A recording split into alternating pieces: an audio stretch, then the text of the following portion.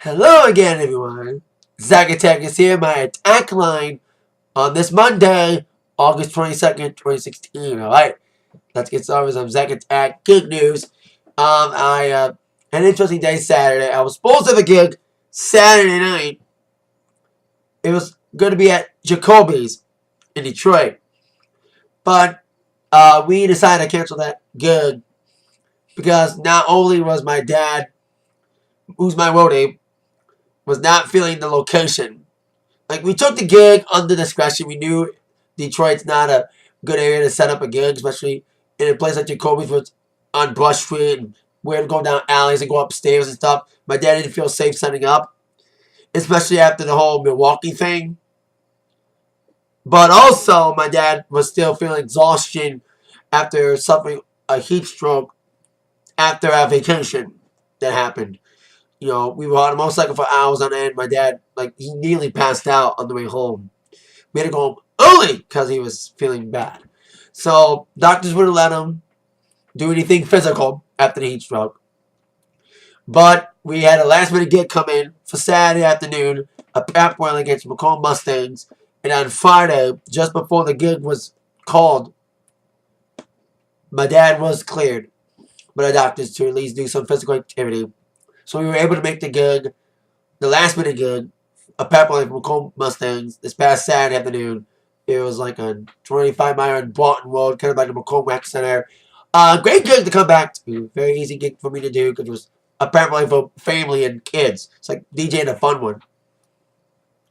Almost, because it's the same kind of music, you got to play fun sports rock for the kids, play some stuff for the adults as well.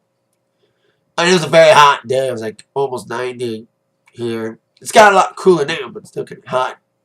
So, and there was a lot of activities there. You had inflatables, you had wall balloon toss, you had a dunk tank, all the coaches, especially you had a scrimmage before the pep rally. So, when it comes to dancing, we had a little bit of dancing, a little bit of light dances. Got some good reception, especially whipping Nene with the young kids. And played some old school jams that some of the adults like Ice Ice Baby, Tricky, all that stuff. Speaking of that, I'll get to a concert review in a second as well. So, there you go. Fun gig this past Saturday. It was fun. But the day before, on Friday, where did I put the shirt? I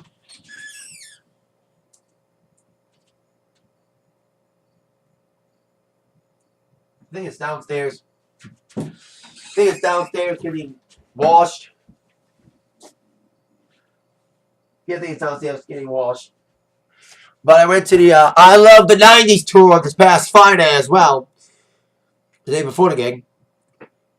That was with Salt-N-Pepa, Vanilla Ice, Tone Loc, Coolio, and Rob Bass. It's not the exact order.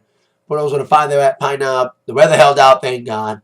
Unlike Saturday, it did rain. So I felt bad for those people who went to see Hank Williams Jr. and Chris Stapleton.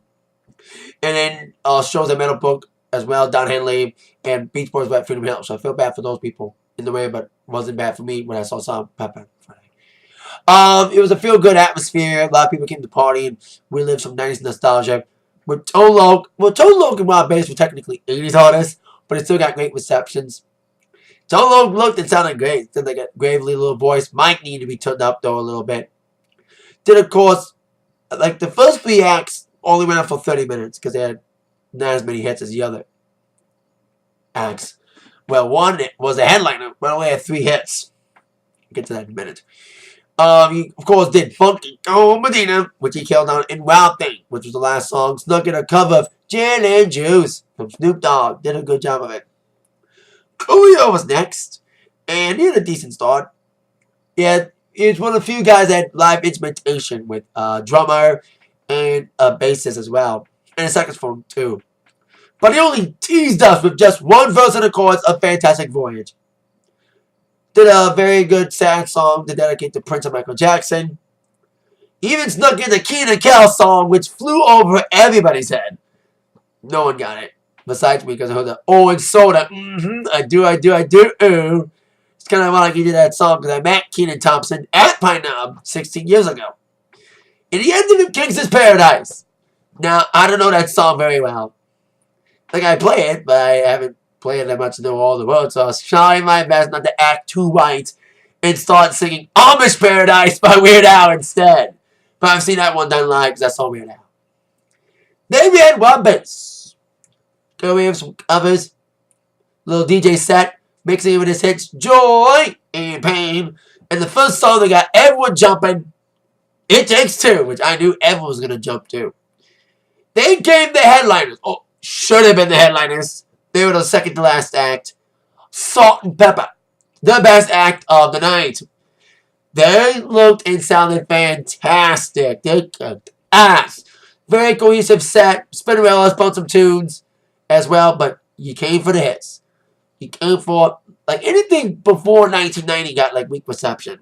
Because they did a couple from their first album, because they're celebrating 30 years this year. They did My Mind Sounds Nice, Tramp, and I'll Take Your Man, which some diehards liked. But younger people like my age did not know those songs. Because we came for Let's Talk About Sex. We came for Shoop. We came for Waterman. And of course the final song, Push It Real Good, which got everyone going. Too bad they skipped None of Your Business. But hey, it wasn't that mess. So then you looked at the list and see who was left. You realize the headliner. The main event, Vanilla Ice, who has 3 hits. 2 of them, he didn't do exactly the versions we have grown up on. They were selling like Vanilla Ice, Salt-N-Pepa. They were the only ones that had t-shirts, and the only ones who gone on an hour. Like I said, the first 3 went on a half hour. Vanilla Ice was selling ninja rap stuff, but when he started doing ninja rap, it wasn't the ninja rap. It was like a watered down remix of ninja rap. And Playing the Funky Music was just a watered down version of that song as well. He didn't do the version we grew up on. So that was going to let down. And he was the only one that had a real set. He had drums, he had props, he had killer clowns. It was like a Juggalo show for the mainstream. Speaking of Juggalo, I'll get to that in a minute. He put people on stage. The music he did do that we didn't know, it was still bounceable and fun music. It wasn't like, fuck this bitch, I'm the gangster. You know, it was fun, danceable songs, especially with all the hot girls on stage. But when Ice Ice Baby came out, that was the peak of the night. And that was song number 7. Then he started doing a little DJ set, playing Pony by Genuine. And then the DJ Chopsticks, started to play Chicken Hunting from Insane Clown Posse, Detroit's own infamous, most hated band in the land. I'm not a diehard Juggalo, but I do keep tabs a little bit on the ICP. They and Vanilla Ice are very close. Vanilla Ice is beloved by ICP and the Juggalos. He's done tours with them, and more importantly, appeared at the gathering of the Juggalos. So it made sense for Vanilla Ice to send his one love to the ICP and the fans for playing their song, and then all of a sudden, ICP shows up. Violent Jared, Shaggy Doodle. All the mainstream people who don't like him left immediately.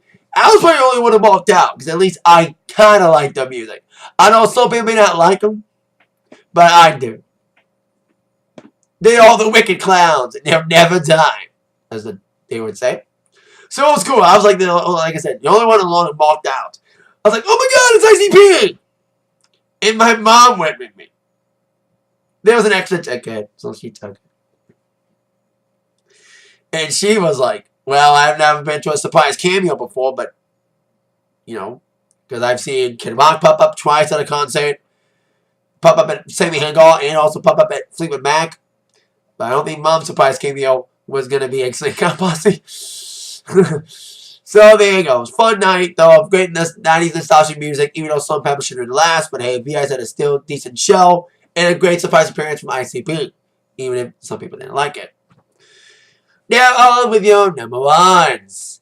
Suicide Squad dominates the movies and the album charts. 3rd week in a row, the movie, number 1, with 20 million. While all the new movies that came out did okay, with War Dogs making 14 million, despite being critically maligned by the critics. Well, Ben-Hur was a bum-buddy, bum-bum-bum, coming in with 11 million. Also got salvaged by the critics. It's probably the biggest bomb of the year thus far.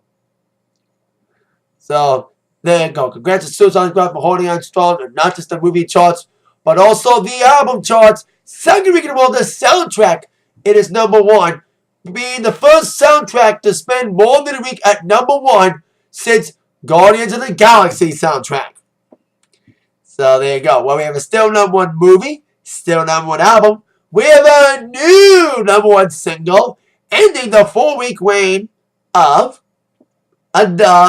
Sia. For their very first number one, it's the Chainsmokers, who's had a couple top tens. They had the infamous Selfie song. Then, of course, they had Roses, and the most recent song, which I like, Don't Let Me Down. But the new song, Closer, is a number one single, first ever for them, with Halsey, her very first number one in general, whether it's a featured artist or main artist.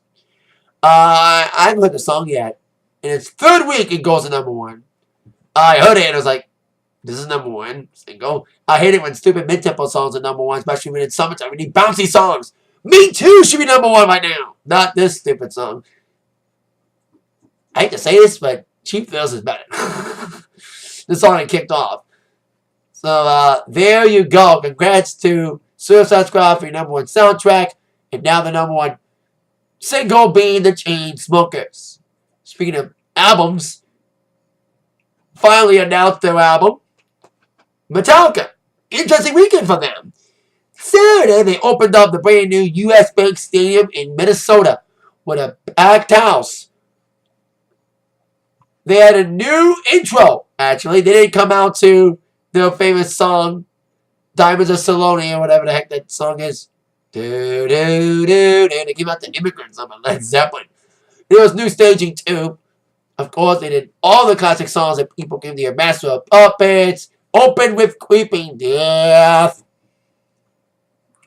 But we had songs that, they did Fuel, The Unforgiven, Sanitarium, Sabbath True, One, Fade to Black, of course, End of Night with Enter Sandman. In the encore, you had the first new song for the new album, Hardwired To Self Destruct. Finally, 8 years in making, the follow-up, the proper follow-up, the Death Magnetic, Lulu Doesn't Count. That infamous album with Lou in. The album will be coming out November 18th, and the first single is Hardwired, and I like it. It's got the same kind of sound as Death Magnetic, even though Rick Rubin did not produce it. But the engineer, Greg Fiddleman, did produce the album, along with James and Kirk. The 11th studio album Metallica is a double CD. It's the first double CD in Metallica's history. They've had double LPs, and Justice for All and Metallica were both single CDs. They're both double LPs. Even Fuel and Weed Fuel were going to be a double CD, but they were released individually.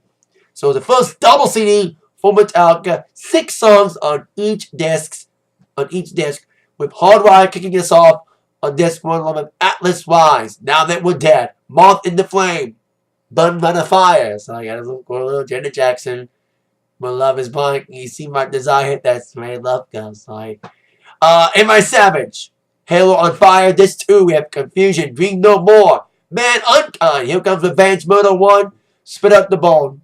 12 tracks on 2 discs. Deluxe edition includes some With Origins on the 3rd disc and a bonus song, which was the song they released 2 years ago. The one-off new song, Lords of Summer.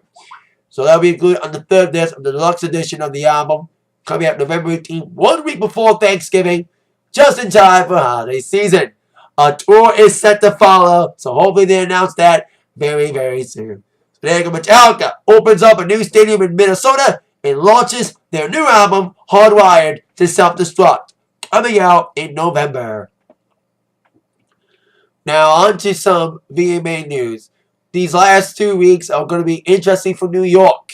Last week, it was all about SummerSlam, being in the Barclays Center in Brooklyn, New York. Now this week, it's all about the VMAs, taking place this Sunday for the first time ever at Madison Square Garden. Who would have thought that in the 30-year history of the VMAs and MTV in general, who just turned 35 this year, even though they don't care about videos anymore, still, and they're having an award show to honor it, even though they don't aim them that much anymore, unless Prince dies. They never had the award at MSG. They had it at Radio City, Metropolitan Opera House, but now MSG hosts it. As I mentioned last week, Britney Spears was the first performer announced for the show, which will be her first VMA performance in 9 years.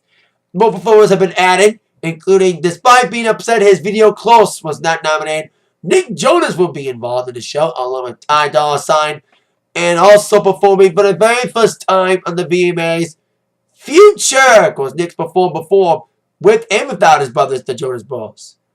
But now he will be joined performer by Future. Well, Future won't be joining it, but you know what I mean. Future's, of course, currently touring with Drake. So he'll be taking some time off of that tour to make an appearance at the VMAs. Also performing the honoree of the Video Vanguard Award, Rihanna. Interesting she gets it. Prince should have gotten it! Prince shouldn't have gotten the Video Vanguard when he was alive. I hope they do something for Prince during the VMAs. We had the Billboard shitty tribute. Love you, Madonna, but it wasn't proper. The BET Awards tribute, which was proper. I wonder what the VMAs are going to do for Prince. They haven't announced that yet. Well, a week before the show, not only do we have no host, because how can you top Miley? And would they do anything for Prince? They should. We'll find out VMAs next Sunday, the 28th, at 9 8 Central on MTV.